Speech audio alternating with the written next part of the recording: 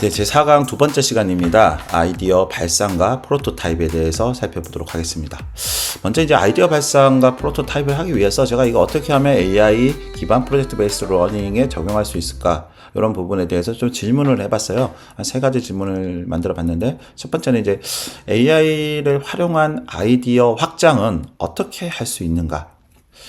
저는 이제 AI를 활용한 아이디어 확장을 재작년부터 굉장히 좀 열심히 썼던 것 같아요. 그때 열심히 쓰면서, 그때 뭐라고 해야 될까요? 이게 그때 좀 그때 제가 마인드맵을 많이 써왔었기 때문에, 이 아이디어 확장기가 AI를 쓰니까 너무 좋은 거예요. 기존에 마인드맵을 쓰려면 제가 어쨌든 아는 단어들은 막 마인드맵 가지처럼 나열해가지고 해야 되는데, 이게 생각이 잘 안 날 수도 있잖아요, 하다 보면. 그런데 AI는 제가 옛날에 마인드맵을 썼던 그 정도 키워드만 해주면은 요거와 연관된 키워드를 추론해서 만들어줘. 이러면 그냥 바로 만들어줍니다.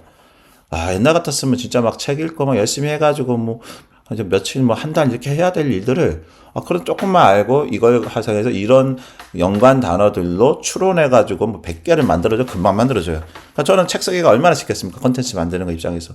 이것도 이제 여러분들은 해보시면 좀 어려울 거예요. 왜? 저는 워낙 시간을 많이 투자하고 늘상 AI를 가지고 컨텐츠를 만들고 있는 컨텐츠 크리에이터로 가고 있기 때문에 달라요. 하지만 일단 시작을 해보세요. 지금이라도 뭔가 아이디어가 있으면 그걸 가지고 바로 AI한테 입력해가지고 이런 연관 단어들을 추론해가지고 알려줘. 그러면서 어떻게 하다 방향성을 넣으면 되는 거예요. 나는 이거와 뭐뭘 하기 위한 거야. 이 정도만 넣어줘도 상당히 AI는 말을 잘 듣습니다. 그런데 두 번째 이제 질문을 생각해 봤는데, 빠른 프로토타입을 어떻게 제작할 것이냐 하는 부분입니다.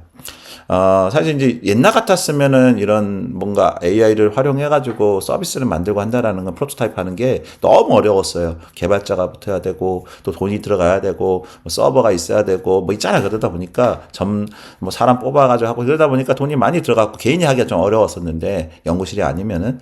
근데 이제는 AI에 넣고 그냥 이런 개념 넣고 이런 아이디어 넣은 다음에 프로토타입을 그러니까 워킹만 하도록 하나 만들어 보면은 순식간에 만들 수가 있어요. 그래서 제 거의 홈페이지 보시면 AIX 자아 성찰에 보면 그런 것들을 제가 해놨어요. 물론 요거는 제가 고도화를 시킨 것이고 알고리즘을 가지고 만든 건데, 이런 것들을 바로 그냥 프로토타입화 시킬 수 있다라는 부분. 요거는 이제 수업 중에 필요하면 좀 보여드릴 수 있을 것 같습니다. 세 번째, 이제 프로토타입의 품질을 어떻게 평가할 것이냐. 이게 가장 중요하죠. 그래서 이제 평가 지표, 핵심 매트릭이라고 하는데, 이런 것들을 실제 프로토타입에서 들어가야 돼요. 실제 워킹하는 어떤 제품이나 서비스를 만들기 위해서는. 그래서 이런 내용들은 AI 사업계획서 보면은 거기에 다 핵심 매트릭하고 다 들어가 있습니다. 이거는 이제 영상 보면서 설명을 드리도록 하겠습니다.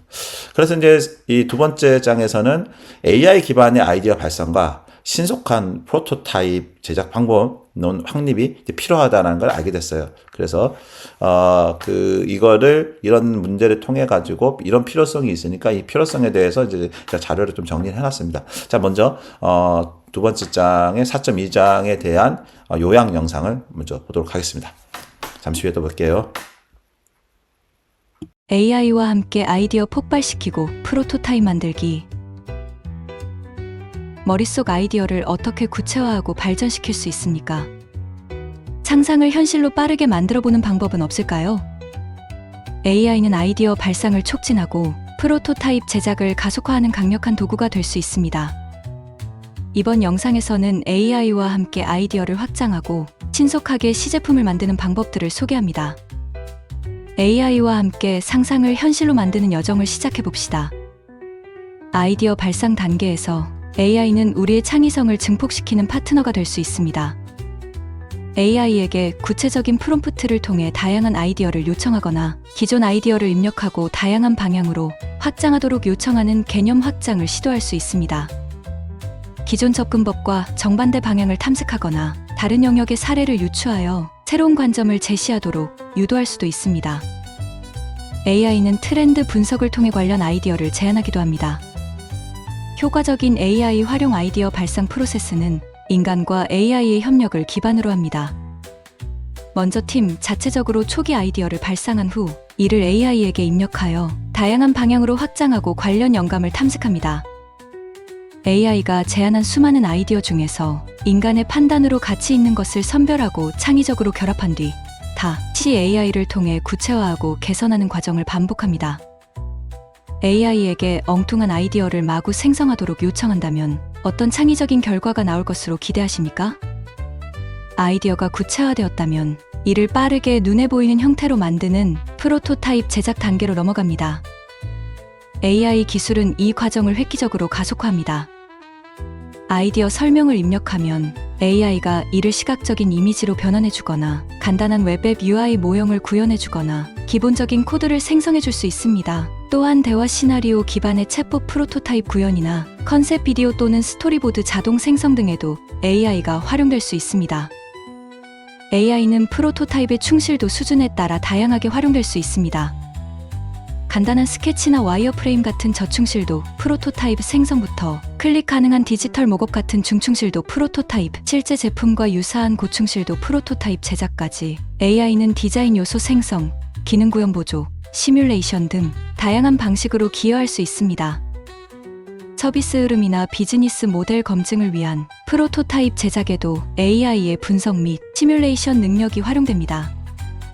자신의 아이디어를 AI가 즉각적으로 시각적 프로토타입이나 코드로 구현해준다면 어떤 이점이 있을 것이라고 생각하십니까? 아이디어 발상과 프로토타입 제작을 돕는 구체적인 AI 강화 기법들도 있습니다. 기존 아이디어를 7가지 관점, 즉 대체, 결합, 적용, 수정, 다른 용도, 제거, 뒤집기에서 변형하는 SCAMPR 기법에 AI의 제한 능력을 활용할 수 있습니다. 여러 버전의 프로토타입을 AI로 동시에 개발하여 비교하는 병렬 프로토타이핑은 더 넓은 선택지를 탐색하게 합니다. 아이디어를 넓게 확장했다가 다시 핵심으로 집중하는 과정을 AI와 함께 반복하는 발산 수렴 사이클도 효과적입니다. 또한 사용자 피드백을 반영하여 AI가 프로토타입을 지속적으로 개선하도록 하는 연속적 프로토타입 진화 접근법도 가능합니다. 여러 프로토타입을 동시에 탐색하는 방식과 하나의 아이디어를 점진적으로 발전시키는 방식 중 어떤 접근법이 더 효과적이라고 보십니까? 결론적으로 AI는 디자인 싱킹의 아이디어 발상과 프로토타입 단계를 이전보다 훨씬 빠르고 다양하며 깊이 있게 만들어가고 있습니다. AI 기반의 아이디어 발상과 신속한 프로토타입 제작 방법론을 확립하는 것은 AI 시대의 혁신 경쟁력을 위한 핵심 과제입니다. 물론 이 과정에서 AI 생성 결과물에 대한 비판적 평가와 인간 중심의 선별, 그리고 윤리적 고려가 반드시 수반되어야 함을 기억해야 합니다. 다음 영상에서는 이렇게 만들어진 프로토타입을 어떻게 효과적으로 테스트하고 사용자 피드백을 수집하여 개선에 반영할 수 있는지, AI가 이 과정을 어떻게 도울 수 있는지 자세히 알아보겠습니다.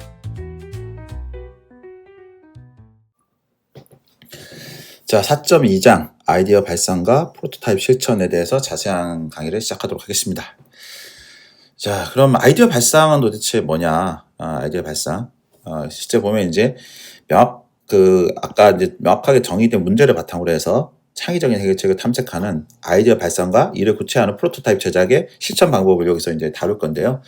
일단 아이디어 발산하는 기법에는 여러분 브레인스토밍, 스캠퍼 뒤에서 자세히 설명할게요. 등이 있는데 이런 거를 AI 활용해서 아이디어 발상을 지원하는 방법을 살펴볼 겁니다. 자, 그래서 일단 아이디어 발상하는 아이디에이션이라고 그러죠. 이거는 이제 가능성을 확장시키는 건데 명확하게 정의된 문제를 바탕으로 아이디에이션 하는 단계에서는 가능한 많은 창의적인 해결책과 아이디어를 탐색해야 되는 거예요. 그래서 일단은 많이 해놓고 거기서 줄이는 거잖아요. 줄여 나가는 거예요. 그래서 이제 그런 방법들이 여기 소개가 되어 있습니다. 그래서 이건 자유롭고 확산적인 사고가 굉장히 중요해요. 여기서는. 그 다음에 이제 정답을 찾는 게 아니라 하나의 정답이 아니라 다양하고 새로운 접근 방식을 가능한 많이 생성하는 것이 목표라는 거예요. 그래서 아이디어 발상의 목표는 정의된 문제를 가지고 problem, 프레임을 가지고 이거에 대해서 이제 아이디어 발상을 막 해보는 거예요. 이것저것 다양한 가능성, 아이디어 양을 극대화시키고 자유로운 상상력을 발휘하는 거예요. 비판하지 말고 일단 다 해놓고 이제 정리하는 관계. 그래서 이걸 만드는 건데 이거는 그 AI가 가장 잘하는 게 뭡니까? AI가 가장 잘하는 게 키워드 그 추론이잖아요. 그 다음에 연관 검색어 굉장히 잘해요. 그러니까 이 추론 능력이 굉장히 뛰어나기 때문에 이 아이디어 발상은 이제 너무 쉽죠. 쉽다. 뭐 예를 들어서 뭐 이거와 몇 개 제가 키워드를 한 10개 정도만 먼저 주는 거야. 문제에 대한 키워드를 10개 주면은 그걸 가지고 어떻게 합니까? 이렇게 다양하게 확대시킬 수 있겠죠. AI가. 여기서 이제 키워드를 또 어떻게 주면 이게 근본 키워드고 마인드맵으로 이렇게 가지처럼 준다면 더 정확하겠죠. 각각 가지에 대해서 10개씩. 이런 식으로 하면 순식간에 뭐 100개까지 갈 수 있다. 이런 부분들이 있습니다. 그래서 일단 아이디에이션의 발상 원칙은 판단은 나중에 하는 거야. 일단 해놓고 자유롭게 하는 게 가장 중요합니다.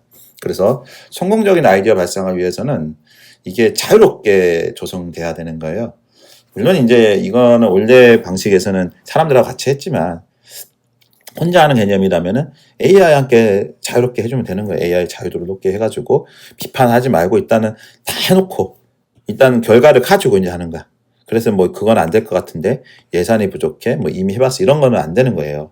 이런 말을 하면 안 되고 그래서 모든 아이디어를 환영하고 하는 거. 원래 이게 이제 브레인스토밍 할 때 맞잖아요. 자유롭게 내게 한 다음에 골라내는 과정이 있잖아요. 그래서 일단 그 아이디어 발상 환경 조성이 핵심이다. 이제 물론 AI 할 때는 이제 이렇게 안 해도 되죠. AI한테 시켜놓고 내가 판단하면 되는 거니까 어쨌든 이제 판단을 중지하고 자유분방 환영하고 양적 추구하고 아이디어 결합해서 심리적 안정감도 확보하고 이런 것들이 가능하다. 이제 사람한테 할 때 말하는 거예요. 사람하고 할 때. AI가 할 때는 상관이 없습니다. 그래서 이제 그 기존에는 이제 사람들하고 할 때는 이런 것들이 브레인스토밍, 브레인 라이팅, 브레인 매핑 이런 기술을 썼었어요. 브레인스토밍은 그러니까 가장 알려져 있죠. 그룹들이 모여가지고 스티커, 포스트잇으로 많이 했었죠. 그 다음에 이제 브레인 라이팅은 각자 아이디어를 조용히 포스트잇에 적어놓은 이것도 돌려가서 하는 거예요. 서로 아이디어에 붙이는 방식 하는 거예요.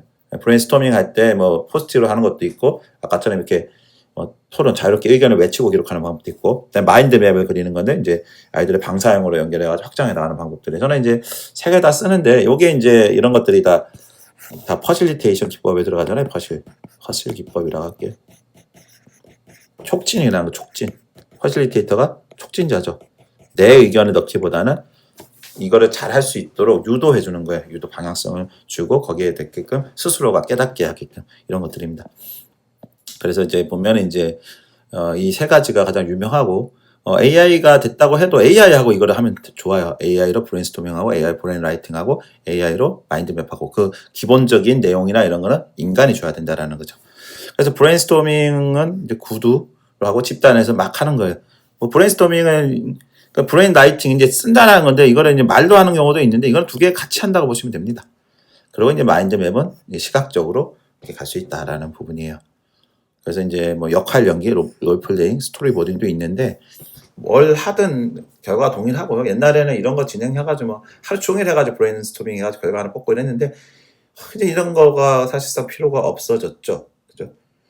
AI랑 하게 되면은 뭐 몇 분 안에 이런 결과를 바로 뽑아낼 수 있고 그걸 가지고 내가 할 수 있기 때문에 옛날에 하던 이제 오프라인 이런 방식들은 힘들었다. 하지만 그럼 온라인으로 할 수 있냐? 할 수 있죠. 온라인에서 뭐 패들릿 같은 온라인 출판 패들릿 같은 이 온라인 출판 도구를 써가지고 여기서 각자의 의견을 받아가지고 할 수 있어요. 의견 받아서 브레인 라이팅처럼 받아서 할 수 있다. 그거 모아가지고 이제 새로운 거 하는 이런 것들이 가능하다.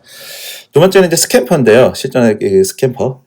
이건 굉장히 좀 여러분들 많이 봤을 거예요. 기존 제품 서비스 아이디어 7가지 질문을 던져 새로운 아이디어를 강제로 발상하게 하는 거야. 이것도 이제 사실 이거 스캠퍼를 AI랑 할 때는 어떻게 하면 되겠습니까? 스캠퍼가 이런 거야. 원래 알고 있어. 근데 이거를 이렇게 할 거야. 그럼 본인이 이렇게 질문을 던져가지고 해줘. 되겠죠? 자, 그래서 일단 S가 하나가 대체하기, substitute. 그래서 바꿔보면 어떨까? 그 다음에 combine, 합쳐보면 어떨까? 그 다음에 적용, 조정하기, adapt. 다른데 해보는 거. 그 다음에 수정, 확대, 축소하는 거. modify, magnify, 축소하는 거죠. 그래서 이런 것들을 해보는 거. 그 다음에 put another use, 다른 용도 활용하는 거야. 그 다음에 제거하는 거예요. 그 다음에 reserve하고 rearrange 하는 거예요. 자, 그래서 이 방법은 창의적 아이디어 발상론에서 많이 써요. 스캠퍼 자체는 많이 쓰고 있고 이런 것들이 이제 트리즈하고도 접목돼가지고 활용이 되고 있습니다. 트리즈가 뭔가 하면은 어떤 창의적 발상을 하는 방법론으로 그것도 이제 뭐 약간 ERRC라고 해서 뭐 아까 eliminate, 뭐 reduce 뭐 이런 게 다 들어가 있어요 거기에. 그래서 이제 그 창의적 방법론에 여러 가지가 있고 주로 이제 특허에서 많이 썼었어요. 특허에서 쓰는 방식들이 스캠퍼하고 비슷합니다. 자, 스캠퍼 기법을 활용한 아이디어 개선할 때는 뭐, 그래서 간단하게 이렇게 했는데, 대체 왜? 대체자는 있어? 결합이 가능해? 어떻게 적용할까? 수정, 확대, 축소돼? 다른 용도 돼? 제거해보면 어떨까? 뒤집기 재배는 어떨까? 이런 식으로 해가지고 아이디어를 좀 역발상처럼 좀 해보는 이런 방식을 말합니다. 자, 그러면 이제 AI 언어 모델 지금 하고 있는 챗GPT 같은 거랑 파트너를 한번 활용해 보는 거예요. 그러면 GPT, 여기 좀, 이게 아직도 많이 쓰이고 있는 모델이니까 그런데 이제 GPT 4.5 정도로 할게요. 가장 이제 최신 버전. 그러면 이 GPT 4.5, 챗GPT 같은 대규모 언어 모델. 자, 한 번 더 강조를 할게요. 자, 대규모 모델을 이렇게 large language 모델이라고 그래요. 대규모 언어 모델이라고 합니다. 그래서 아이디어 발상 과정에서 다양한 방식으로 활용될 수 있는 강력한 파트너다라고 아까 얘기했죠. 그래서 이제 초기 아이디어 발상할 때 굉장히 빨라요. 그냥 딱 주면 돼. MZ세대를 위한 새로운 금융 아이디어 5가지 바로 나옵니다. 아이디어 확장 구체화도 어떻게 합니까? 셋시대 아이디어에서 이런 것들을 요청하면 돼요. 다른 관점을 제시하는 거야. 이런 것들. 예. 그 다음에 이제 아이디어도 조합해보는 거야. 그래서 네이밍 슬로건도 제안해보는 거야. 그렇게 해서 얘한테 그냥 해. 그럼 얘가 이렇게 해주겠죠. 그럼 그 중에서 이제 아이디어 풀을 형성한다라는 거죠. 그래서 이제 이걸 어떻게 이제 그러면 이런 거를 시각화시키면 사람들이 이해하기 더 쉽잖아요. 그럼 시각화시키려 보는 거야, 뭐죠? 이제 우리가 챗 GPT에 있는 달리, 그다음에 이제 뭐 이런 미드저니도 되긴 하는데 굳이 돈 내고 할 필요는 없고 이런 두 개는 일단 제외하고 일단 이거 이미지 생성도 요즘에 뭐 이제 플럭스 프로 뭐 이런 것들 무료 쓸 수 있는 게 좀 있어요. 뭐 그거에다가 또 뭡니까? 이미전인가 뭐 이런 것도 있고 또 한 가지가 이제 구글 제미니도 이미지가 생성되죠. 물론 이제 이런 것들이 얘만큼은 아닐지 몰라도 실제로 미드저니가 뭐 제일 좋겠지만 사용법이 어려우니까 그것도 있고 돈도 또 들어가니까 이미 쓰고 있는 거에서 쓰면 된다라는 거죠. 챗GPT 쓰는 사람들, 그다음에 이제 제미니 쓰는 사람들은 이걸 가지고 한번 해보는 거예요. 그래서 컨셉도 실제로 이제 이렇게 시각화해가지고 이미지로 해가지고 보여주는 거, 그다음에 무드보드 해가지고 특정 분위기에서 이미지를 생성하는 거, 그다음에 캐릭터 제품 하는 거, 그다음에 예기치부터 영감을 AI가 해서 간다. 그래서 이거 제 거의 프롬프트 100에 보면은 캐릭터 생성하고 이미지 생성하고 뭐 이런 게 있어요. 그 프롬프트 100에 가셔서 7번째인가 6번째가 있는데 그거 한번 따라서 한번 해보시면은 이렇게 생성하는구나 아시게 될 겁니다. 그래서 이제 텍스트 설명 아이디어를 이렇게 생성을 해주고 AI에다 입력한 다음에 이런 거 가지고 컨셉 시각화나 무드보드나 디자인 탐색, 창의적 영감을 한다. 기존에는 작년까지만 해도 이런 거 했을 때 텍스트가 다 깨졌었는데 요즘에 이제 텍스트가 많이 깨지지 않습니다. 그래서 한글이나 이런 영어 이런 게 좀 잘 들어가요. 작년까지만 해도 글이 다 깨졌었습니다. 그래서 글을 넣어가지고 어떤 이런 흐름도 이런 거 그리는 것도 가능합니다. 그리고 이제 이거를 꼭 이미지로 이렇게 하는 방법도 있는데 이거를 이제 제가 항상 얘기했던 그 머메이드 한글로 써도 됩니다. 머메이드 차트로 형상화해 보면은 차트로 그리게 되면은 깔끔하게 이렇게 형상화가 돼요. 프로세스나 이런 것들이. 그래서 머메이드 차트로 마인드맵도 그릴 수 있고 이거 써보고 싶은 사람들은 이제 GPT를 쓰는 경우 GPT 가셔서 GPTs가 있죠. GPTs 마켓에 가셔서 마인드맵 이렇게 쳐보시면 요거를 그려주는 그 머메이드로 생성된 거를 거기다 넣으면은 이렇게 그림으로 그려주는 이런 GPT들이 있어요. 무료로 쓸 수 있으니까 그런 거 활용하시면 됩니다. 물론 이제 머메이드 차트 딱 치면은 나와요. 차트 치면 어떤 그 외국 사이트가 나와요. 거기 가서 하셔도 돼요. 일일이 넣어가지고 복사해가지고 해도 되고 아니면 GPT 쓰는 분들은 거기 가가지고 GPT를 갖다 활용해도 됩니다. 자, 그리고 이제 인간과 AI 협력적 아이디어 발상인데요.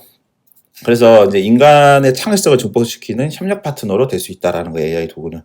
그래서 저는 그렇게 쓰고 있어요. 저 혼자 이렇게 지금 만드는 포털 3,000개의 아이디어를 어떻게 옛날 같았으면 혼자 했겠습니까? AI와 토론하고 AI를 가지고 노는 거죠. 가지고 놀면서 또한 제가 이제 기존에 있던 배경 지식이라든가 경험치를 갖다 녹여내고 있는 과정이라고 보시면 될 것 같습니다.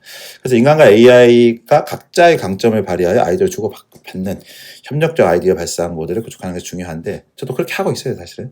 아이디어 낼 때. 근데 이제 이런 과정까지도 저는 생략해도 될 정도로 어느 정도의 어떤 분야별로 큐레이션 할 수 있는 그게 좀 정리가 돼 있어요. 제 스스로가. 그 일만 시간에 통해 가지고 그런 작업을 했었거든요. 흔히 말하는 좀 노가다를 했었기 때문에 그런 것도 어느 정도 정리가 돼 있어서 속도가 굉장히 좀 빠르게 익스포넨셜 형태로 저도 올라가고 있어요. AI가 더 발달하고 더 빨라지고 있기 때문에. 그래서 이제 뭐 그런 것들을 아이디어 발상 모델을 보게 되면 AI가 시작점을 제공하는 경우. 그래서 뭐 같이 이제 초기 아이디어 놓고 내가 또 추가로 넣어가지고 아까 좀 계속 채팅으로 왔다 갔다 하는 이런 거. 그다음에 인간이 방향을 먼저 주고 AI가 확정하는 거가 있는 거예요. 기본 키워드라든가 방향성하고 뭐 유사 사례라든가 이런 거 주고 AI로 시키는 거. 그러면 또 그게 나온 답을 보고 또 거기서 추가로 해주는 채팅으로 항상 쓰면 됩니다. 그리고 아이디어 분석 조합하는 거. 그래서 이제 여러 아이디어 AI가 분석하거나 조합해달라고 요청해가지고 또 거기서 피드백 주고받고 그다음에 지속적인 피드백 루프 해가지고 이런 것들을 개선해 나가는 거를 해야 된다라는 부분입니다. 그래서 인간은 방향 설정하고 이렇게 직관, 비판적 사고를 통했고 AI는 정보를 분석하고 아이디어 생산 확장하고 상호작용 피드백을 통해 가지고 이렇게 시너지 효과를 얻을 수 있다라는 거예요. 그래서 AI 쪽은 실제 이제 혼자서는 생각하기 어려웠던 수준의 혁신적인 아이디어에 도달할 수 있도록 도와주고 있다라는 부분이에요. 자, 그러면 이제 아이디어가 나왔는데 이거를 뭔가 보여주기 위해서는 뭔가 프로토타입이 있어야 되잖아요. 프로토타입 미리 사전에 이제 뭔가 좀 눈에 보이게끔 이거를 손으로 만질 수 있는 구체적인 형태로 만들어 보는 거예요. 그래서 프로토타입은 목적이 다음과 같습니다. 그래서 아이디어 테스트 검증하는 거예요. 추상적인 아이디어 실제 사용자가 경험하고 피드백을 줄 수 있는 형태를 만들어 가지고 아이디어 가설을 검증하기 위한 거죠. 그리고 이제 커뮤니케이션 도구인데 팀 내부 구성원이나 외부 이해관계자 아이디어 명확하게 전달하고 이해시켜야 돼요. 이건 이제 우리가 워킹 툴, 뭐는 얘기하죠. 워킹 샘플, 프로토타입을 그렇게 얘기하면 워킹 하는 거, 실제 돌아가는 거. 그 다음에 이제 아이디어 구체화 및 발전인데 만드는 과정 자체를 통해 아이디어 문제점을 발견하고 더 나은 방향을 발전시키는 기회를 얻을 수 있고 빠른 실패 학습에 시간과 비용을 많이 들이지 않고 빠르게 아이디어를 테스트해 봄으로써 할 수 있다. 그래서 이제 제품 출시나 실제 서비스 가기 전에 이 프로토타입을 먼저 해가지고 미리 이제 사전 테스트를 해보는 거죠. 그래서 추상적 아이디어를 구체적으로 만들어서 시제품을 만들고 이렇게 다 해보는 거예요. 그래서 그걸 반영해가지고 이제 실제 제품으로 가는 거죠. 비즈니스 쪽으로 가는 거죠. 그래서 이제 빠르고 간편한 게 저충실도 프로토타이핑이에요. 그러니까 약간 낮게 가는 거죠. 로우. 그래서 최소한의 시간과 노력을 빠르게 시각하고 테스트하는 데 목적을 두고 있고 그래서 이제 종이 프로토타입 이런 거 손으로 그린 스케치나 종이 모형 이런 웹사이트 이런 것들 스케치 아이디어를 가지고 했던 것들 스토리보드 해가지고 만화처럼 여러 장면 나눠서 하는 거 역할 연기해서 서로 맡아가지고 이렇게 대화를 하면서 이런 점이 보이네 이러면서 이제 업데이트해 나가는 이런 것들이 그래서 저충실도에는 이런 것들이 있다.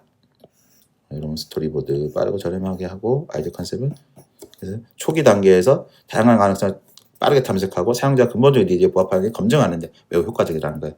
이제 디테일하는 거를 이제 중고충실도 프로토타이핑이라고 하는데 아이디어 핵심 컨셉이 검증되고 방향성이 구체화되면 좀 더 실제 제품 서비스에 가깝게 디테일과 인터랙션을 구현해야 돼요. 이런 거를 우리가 이제 미디엄, 하이, 피델리티라고 그래요. 프로타입, 충실도라고 그러죠. 그래서 디지털 먹업 만드는 거예요. 목업 실제 앱이나 웹사이트 유사한 형태를 만들죠. 그래서 이게 피그마라는 앱이 이런 정도로 많이 써요. 피그마 디자이너를 쓰는 굉장히 직관적인 UI, UX에 뭐 휴대폰, 스마트폰이 그 안에서 UI가 돌아가는 거를 이렇게 약간 이렇게 워킹하듯이 보여줄 수가 있거든요. 이제 스케치라는 것도 있고 어도비 XD 쪽에 할 수 있다. 그다음에 이제 인터랙티브 프로토타입은 이렇게 서로 사용자가 서 클릭해가지고 하는 거예요. 그래서 이런 것들 동적인 프로토타입이고 3D 프린팅 모델은 실제 이제 그 목업을 생산할 때 물리적인 모델을 많이 해요. 3D 이 프린팅이 없었을 때는 옛날에 제가 LG 전자 만들 때 목업할 때 막 나무로 만들었었어요. 그래서 그 목업이 목이 저는 나무 목인지 알았었어요. 그 당시에.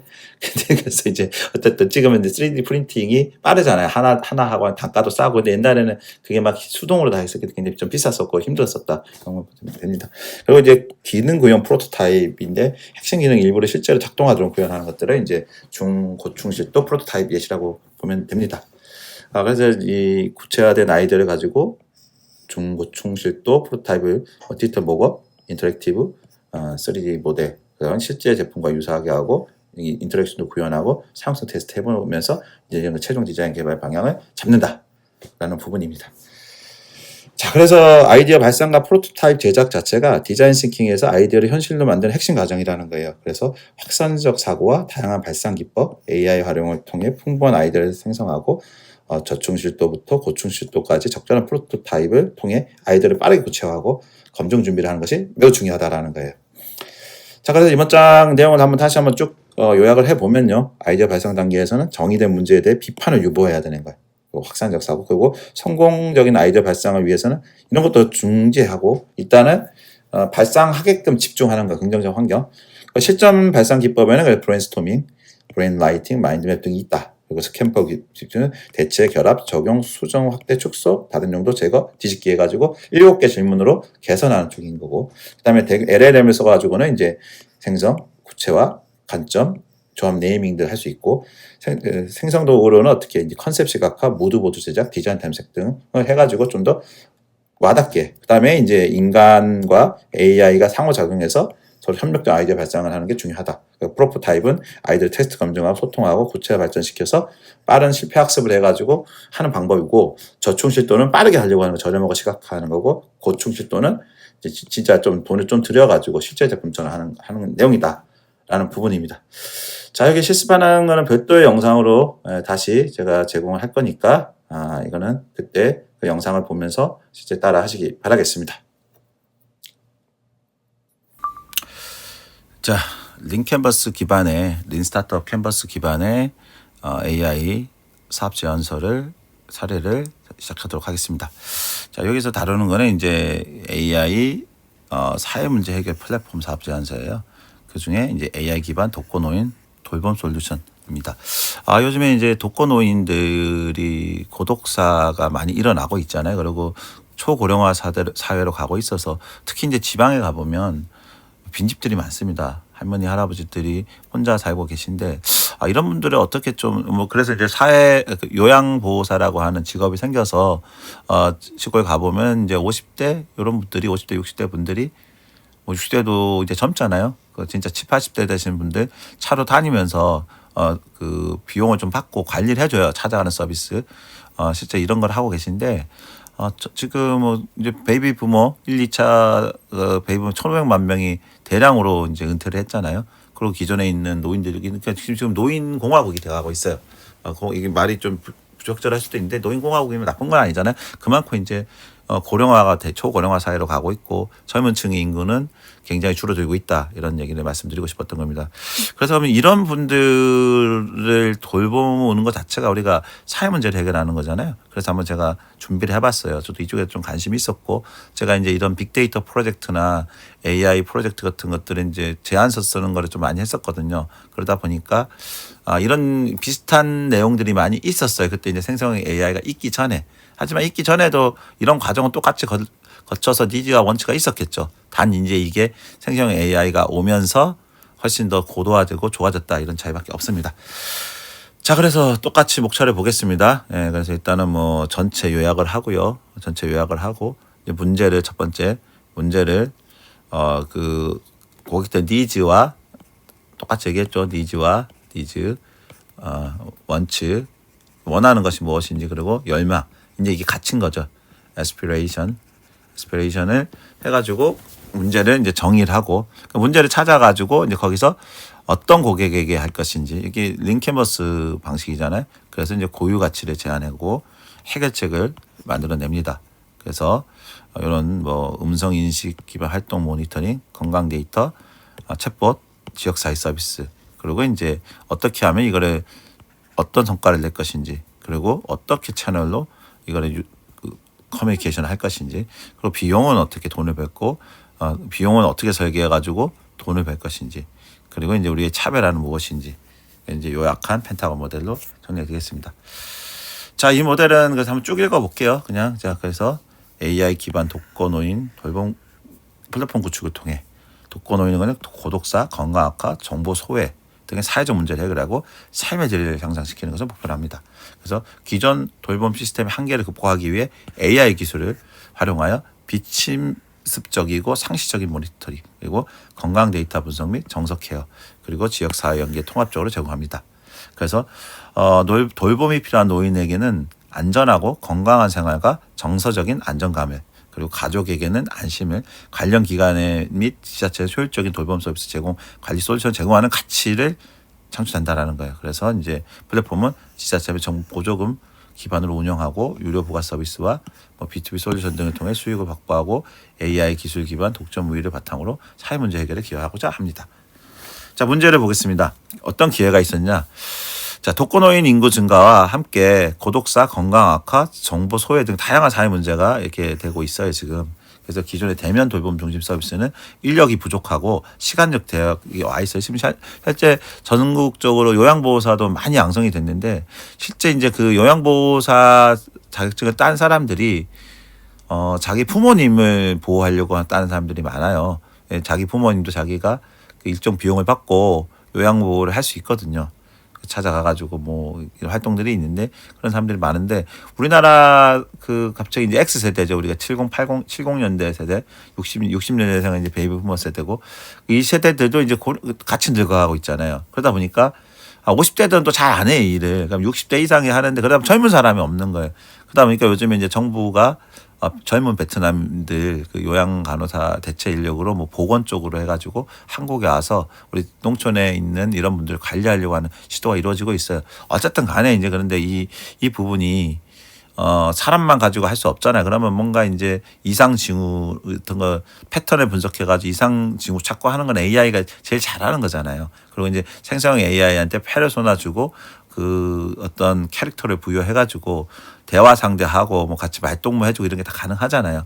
그리고 이제 뭐 이렇게 어떤 이상 징후가 왔을 때 그거를 바로 AI가 판단을 해가지고 가까운 뭐 소방서라든가 뭐 보건소라든가 이런 쪽에 연락하고 아니면 또 그 동네에 있는 이장이나 이런 사람들한테 알림해가지고 들여다보게 할 수 있는 거잖아요.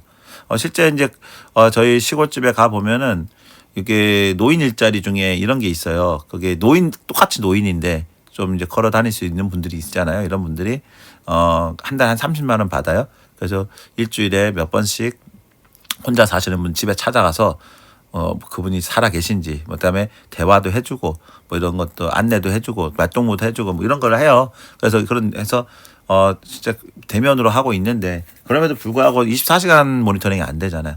그러다 보니까 이제 이런 부분을 뭔가가 필요하다라는 필요성이 있었죠. 제가 이제 보성군의 그 정보 사업을 좀 따다 준 적이 있어요. 그래서 그때 보성군의 농촌 협약 사업을 해가지고 그게 이제 정보 사업을 한 300억인가 저희 회사를 해서 따다 줬었고 그러면서 이제 거기에 이제 역량 강화 교육이나 이런 그 농촌 협약에 300억을 따기 위해서 제가 뭐 330명 이장님들을 앞에서 이제 브리핑을 했었고 그 중에 이제 이장님들을 또 모시고 저게 어디입니까? 그 사업비를 받았었으니까 용역 사업을 받아가지고 선진지 견학을 같이 갔었어요. 그래서 이제 그날 이장님들 모시고 가는데 한번 이제 70대 중반의 할머니께서 한 분이 나오신가 차도 없이 그래서 이제 운전을 못 하시니까 그 면사무소까지 읍사무소까지 주고 데려가야 되는데 거기 분께 물었어요. 아니 이장님 어떻게 오셨어요? 그래서 그랬더니 이제 자기 마을에는 독거노인이 그렇게 많대요. 그래가지고 서로 이장을 안 하려고 서로 떠밀리하다 자기 순번이 돼가지고 이제 이장을 하셨더라고요. 근데 이게 이제 보성군만의 문제가 아니라 전국적으로 이 초고령화 사회라고 보면서 시골에 진짜 독거로 계신 분 너무 물론 이제 서울이나 이런 그 경기권 이런 쪽에 도시에도 많이 있어요. 그래서 이제 그분들 이제 기초생활수급 해가지고 혼자 사시면서 많이 그래도 이제 사회복지사들이 많으니까 서울 쪽에는 좀 많이 관리가 잘 되고 있는데 지역으로 갔을 때는 이게 굉장히 심각한 위기라는 부분입니다. 그래서 이제 이런 고독사 위험이 증가하고 그다음에 건강 악화 및 만성 질환 관리에 어려움이 좀 있고 정보도 소외돼 있고 정서적 외로움도 오고 그래서 이제 이런 것들이 있다 보니까 이거를 그러면 주요 문제점을 좀 정리해 보니까 얘기했죠. 이런 것들. 그다음에 건강 악화하고 초기 인지도 어렵고 정보도 소외되고 하더라는 거예요. 그래서 이런 니즈가 보이기 시작한 거죠. 그래서 이제 고객을 해보는 거예요. 돌봄이 필요한 독거노인이 이제 가장 중요한 핵심 고객군, 확장 고객군 말고 우리가 이제 항상 이 고객을 정의할 때는 이렇게 핵심이 있어야 돼요. 핵심을 하고 이렇게 확장을 해가는 거잖아요. 그러니까 최초의 이 핵심 고객군을 정하는 게 굉장히 중요해요. 왜냐하면 이거에 따라 승패가 고객을 너무 넓게 잡으면은 일이 안 돼요. 비용도 많이 들어가고 개발도 많이 해야 되고. 근데 이제 핵심에서 확장까지 고민하는 거죠. 그래서 일단 이 부분들이 키가 되는 거예요. 돌봄. 그래서 어떤 기능 이런 것들이 필요한 사람들. 그다음에 가족한테도 같이 있어야 되는. 보통 이제 혼자 사는 분들이 아예 가족이 없어서가 아니라 대부분 이제 농촌 같은 경우는 서울로 보냈잖아요. 결혼해서 서울에 살고 아니면 뭐 아들 뭐 공부시킨다고 보내기 때문에 이제 그런 게 많다라는 거죠. 이분들은 양쪽을 만족시킬 수 있어야 되니까 그런 걸 한번 고민해 봤던 거고. 그다음에 이제 확장 고객군으로는 사회복지기관 요양시설도 연계가 돼야 되잖아요. 이 사람들도 효율화시키고 하는 것들. 그다음에 비상 대응 시스템, 지방자치단체도 마찬가지고 의료기관도 마찬가지라는 거죠. 이게 같이 된다면 좋겠죠. 원격 모니터링, 건강 모니터링이 된다면은. 그래서 이제 이걸 다 정리한 게 그렇습니다. 독거노인들이 있는데 안전, 건강, 정서적 안전 이런 것들이 어려움이 있다. 그래서 상시 모니터링, 비상 알림, 대화 상대 이런 것들이 필요하다. 가족도 이런 것도 있는데 실시간으로 하는 것들. 사회복지단체도 이런 기반 관리를 해야 되는데 모니터링 시스템이라든가 데이터 분석 리포트가 필요하더라. 그래서 이제 그 가치 제안을 만들어 본 거예요. 그래서 이제 이 말을 이렇게 좀 그 카피라이트처럼 제가 만든 거죠. 그래서 독거노인에게는 24시간 든든한 안전지킴이. 어떻게? 컴퓨터 비전이라든가 음성 인식, 그러니까 카메라하고 이런 걸 통해 가지고 상시 모니터링을 할 수 있다. 그다음에 내 건강 상태를 알아서 챙겨줘요. 그래서 건강 데이터 분석을 통해서 이상 징후를 조기에 감지해 준다. 외롭지 않게 말동무 되어준다. 그래서 이런 식으로 가능한 거. 가족에게는 멀리 있어도 안심할 수 있어요. 해서 본인의 활동 및 건강 상태를 실시간으로 확인하고 이상 징후 발생 시 즉각적인 알림을 제공해 줄 수 있다.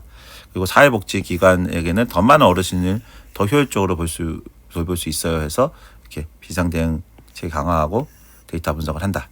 그다음에 이제 데이터 기반의 과학적 돌봄 계획 수립이 가능해진다라는 부분입니다. 그래서 이제 이걸 요약한 걸 보면은 일단 독거노인에게는 안전, 건강, 정서적 안정, 이런 정보 접근성을, 가족에게는 안심하고 상태 확인하고 이상 징후를, 기관 지자체에서는 효율적 돌봄과 비상 대응과 데이터 기반 관리가 된다라는 거죠. 자, 그래서 이걸 하기 위해서 그러면 어떤 솔루션들이 필요하냐? 그래서 이제 보면은 이제 카메라가 있어야 돼. 비전 센서, 컴퓨터 비전이라고 합니다. 그리고 마이크가 있어요. 요즘에 그래서 그런 걸 주로 뭐로 합니까? 있잖아요. 그 음성 스피커, AI 스피커 이런 걸로 활성화할 수 있죠, 실제. 근데 이제 이 카메라 이거 쓸 때는 조금 조심해야 되죠. 다 민감하게 뭐 노출되고 할 수 있으니까 이런 거는 뭐 경우에 따라서 할 수 있다라는 부분이. 그래서 이제 활동량, 움직임 패턴을 할 수 있고, 그다음에 넘어짐 등 응급 상황 감지도 할 수 있고, 장시간 부재 이런 것도 할 수 있고, 이상 음원도 감지할 수 있다.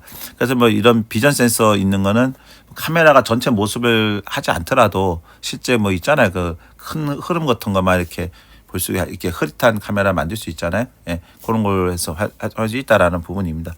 그래서 이걸 이제 수식화 시켜 보면은 알고리즘으로 자 보면은 이제 시간에 따른 거예요. 시간에 따라, 그죠? 시간. 그래서 이게 이상 징후. 그럴 때 이제 시간에 따라서 어떻게 움직이고 있고, 그다음에 이제 과거 활동 패턴 같은 거가 있어야 되겠고, 그다음에 뭡니까? 환경 데이터가 있어야 되는 거예요. 시간에 따른 온도, 습도. 그래서 이러한 변수들을 종합하여 머신러닝으로 돌린다 해서 이렇게 수식을 표현하면 이렇게 되는 겁니다. 시간에 따라서. 예. 그래서 요거 이제 G는 이제 머신러닝으로 돌려가지고 요거를 계산해낸다. 그러니까 이제 건강 데이터 분석 및 이상 징후 감지는 웨어러블 디바이스를 좀 하면 좋아요.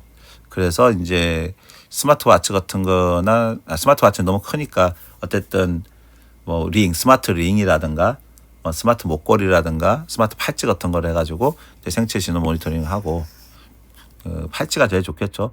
시계는 또 이렇게 무거워서 안 하려고 그래요. 또 충전하는 게 있으니까 웨어러블에서 팔찌 형태로 해가 충전을 뭐 한 달에 한 번씩 이렇게 해도 되는 어떤 최소한의 기능을 해가지고 하게 되면 좋겠죠. 그다음에 복약 시간 알림, 그다음에 식단 및 활동량 분석 뭐 이런 것들. 그래서 원래 이제 수식을 해 보면은 전반적인 예측 확률은 probability죠. 이거는 어떻게 됩니까? 바이오 시그널, 심박수, 액티비티 활동량, 그다음에 복약, 뭐 히스토리컬 헬스 해가지고 이걸 개념적으로 종합해가지고 머신러닝으로 하는 거예요. 그래서 이걸 분석을 해낸다 이렇게 표현한 거고, 그다음에 이제 AI 챗봇 기반 정석 케어 및 정보 제공은 일상 대화, 말동무, 그다음에 이제 감정 상태 분석 및 대응, 맞춤형 정보도 제공해 주는 거예요. 그다음에 쉬운 정보 접근을 지원해 준다. 그 지역사회 연계 서비스를 통해 가지고 응급 발생 시 알려주고 정기 모니터링 리포트 제공하고 맞춤형 복지 서비스 이런 것들을 할 수 있다라는 부분입니다. 그래서 정리한 거는 자 보면 이제 핵심 기능은 활동 모니터링, 건강 데이터 분석, AI 챗봇 제어, 지역 서비스 연계 이렇게 정리를 할 수 있다. 키 매트릭은 뭡니까? 어쨌든 이거를 만들기 위해서는 있어야 되잖아요, 지표가. 그래서 이제 노인의 가입수, 감지 정확도, 시간 단축률, 연계 만족도, 고독사, 그다음에 만족도, 가족 안심 지수, 가족들도 있으니까. 그래서 뭐 예를 든다면 이제 서비스 확산을 위해서 독거 노인 수가 필요한 거예요. 언제? 3년 내 뭐 몇천 명. 뭐 너무 적죠.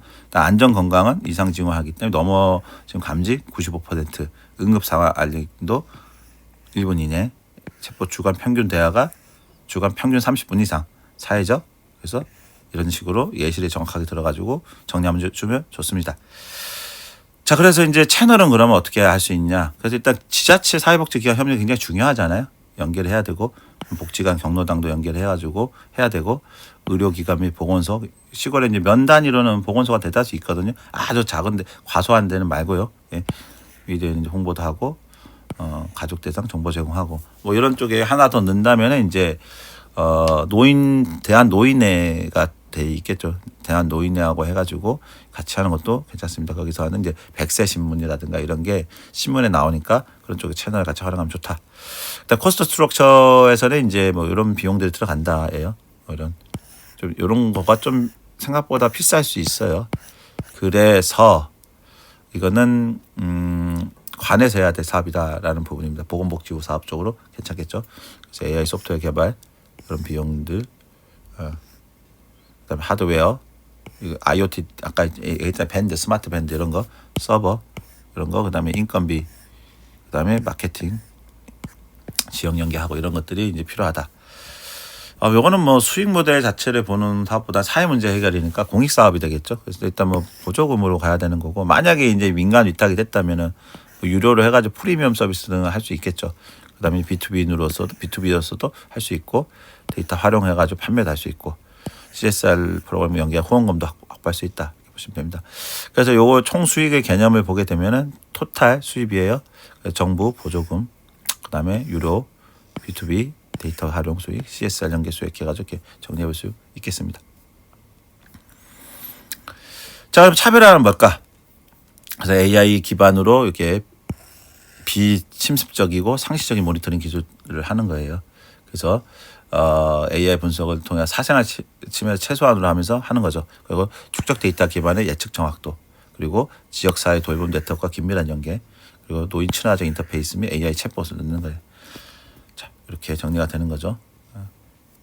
자, 그래서 이거를 다시 이제 정리해 보면 비즈니스 모델 펜타곤을 정리해 보면은 자, 이거 읽으면서 가겠습니다. 누구에게 제공할 것이냐 얘기했죠. 무엇을 제공할 것인가 얘기했죠. 어떻게 제공하는가 얘기했죠. 어떻게 이익을 창조하는가 얘기했죠. 어떻게 차별할 것인가 얘기했죠. 그게 정리한 게 이제 고객은 노인, 가족, 기관, 지자체 같이 제하는 안전, 건강, 정서, 효율. 제공 방식은 AI, IoT 기반 플랫폼. 그다음에 수익 모델은 보조금, 구독 이런 것들 차별하는 비침습, 모니터링, 예측, 지역, 연계 이렇게 정리가 되겠습니다. 자, 이건 실제로 이제 우리가 겪고 있는 사회 문제 해결을 위한 제가 작성해 본 내용이고요. 정확히 말하자면 저하고 AI가 함께 작성한 모델입니다. 그래서 요걸 통해 가지고 여러분들이 이제 앞으로 하는 이 프로젝트 베이스 러닝에 좋은 사례로서 이걸 자꾸 익히면서 자꾸 이걸 보다 보면 익숙해지게 돼 있거든요. 보고 듣고 내가 또 따라 하다 보면 익숙해지니까 뭐 초기에는 좀 이런 내용이 어려울 수 있더라도 꾸준히 영상을 시청해 주시길 바라겠습니다. 다음 사례에서 찾아뵙도록 하겠습니다.